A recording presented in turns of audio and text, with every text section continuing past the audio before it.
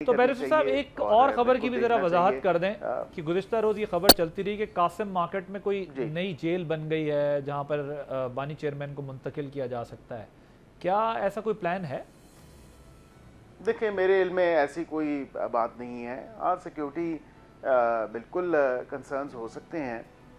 ज़ाहिरी बात है कि वो इस मुल्क के वज़ीर आज़म रहे हैं, तो बिल्कुल सिक्योरिटी हवाले से देखा जा सकता है जो मोस्ट सूटेबल प्लेस हो, लेकिन ऐसी कोई बात नहीं है, मेरी नॉलेज में तो नहीं है।